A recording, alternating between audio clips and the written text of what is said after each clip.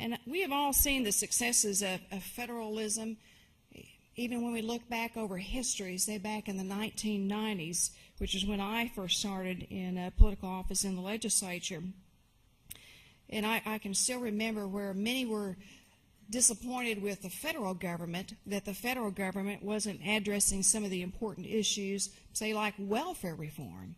And I can remember in the early 90s where states were beginning to look at welfare reform and ways that we were able to cut back on some of the massive government programs and really just try to reach the people that needed that hand up rather than a handout, and to not have systems in place that encourage people to live off the government, but to develop their own potential, their own initiative, their own personal responsibility.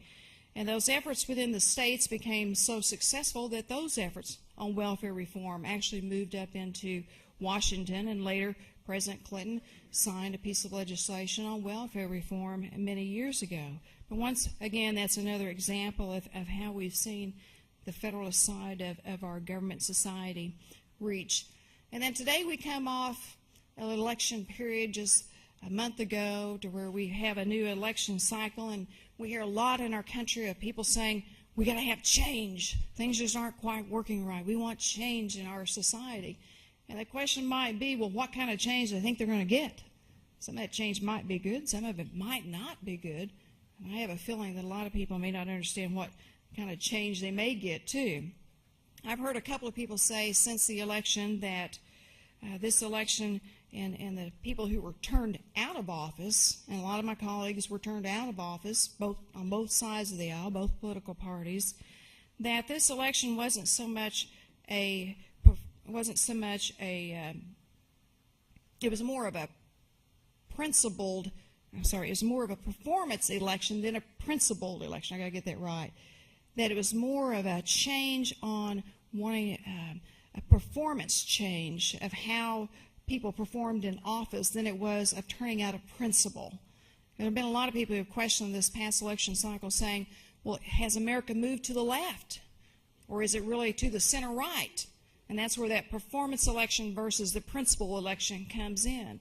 And I still believe that our nation is still principally to the right, that we still believe in those good conservative free market value principles, limited government, lower taxes, the strength of the family, the strength of a strong national defense that have made our nation great, the strength of the Constitution, that we as a nation are still principally to the right. It was a performance election that people wanted to turn others out so they could have change. And that's not always bad. Change can be good if it's the right kind of change that people get. And I also think in this past election, and as we look forward to the next year in Congress and the issues that we're debating, that the people of our nation also sent a message that they're tired of politics as usual. They're tired of the backbiting, especially in Washington, D.C.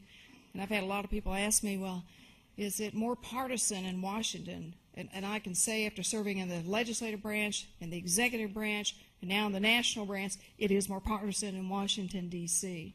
And unfortunately, that's just the way our system works. But people basically said in these past elections they're tired of politics as usual. They're tired of some corruption issues on both sides of the aisle. They're tired of excessive spending of federal government money. They're tired of the national debt. They're tired and worried about, am I going to have a job tomorrow? Especially when you look at our economic condition of our nation, some of the things that we're debating right now in Washington, D.C. People are worried about how am I going to pay to send my children to college. People are worried about their retirements and their funds in their 401ks. They're worried about their economic security, and then they're also worried about national security, because economic security, national security all go hand in hand in the public realm. But I still believe, as I said, that when you look at the past election cycle and how states went, who was elected, who wasn't elected, that it was more of a performance election, not so much of a principled election. It was a principal election. It still holds true. And I think that people still believe the age-old saying that more government is not always the solution to our problems. And we're certainly debating that right now. In fact, next week we'll take up that issue with the automakers, that many times government really is the problem, not so much the solution, more government being the solution to the problem. Well, one of the goals that I have in office, and I know that's one of the goals of ALEC, is to encourage more innovation, more free market ideas, especially to be able to come into our system of our economy. And those free market ideals have always held true and worked very, very well for our national economy. And many times we can look to our private sector, and I know we have a lot of private sector representatives here at the room, and I appreciate our hosts at this breakfast, but many times we in ALEC can look towards the private sector to help us find those innovative ideas that we can offer up as model legislation.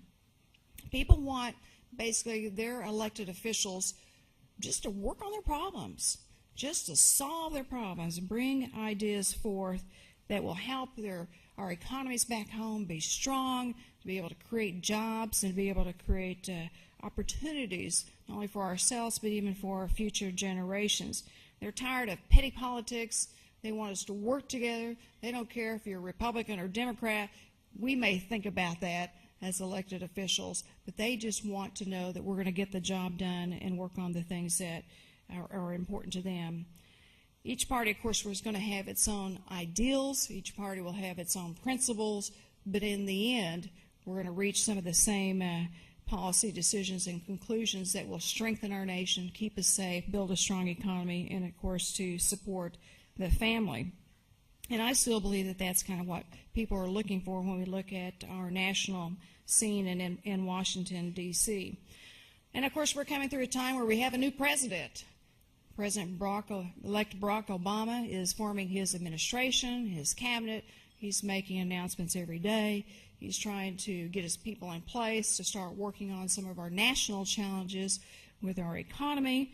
We've seen some upset with national security around the world, with things going on in India and Pakistan. Those are certainly got to be first and foremost on his heart.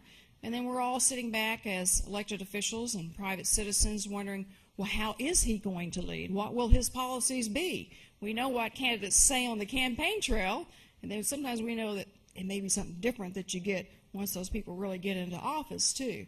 So people are watching to see what President-elect Obama will do. But I know one thing for certain, no matter what his policies are or whoever he puts in office, that the principles of free market systems will hold true.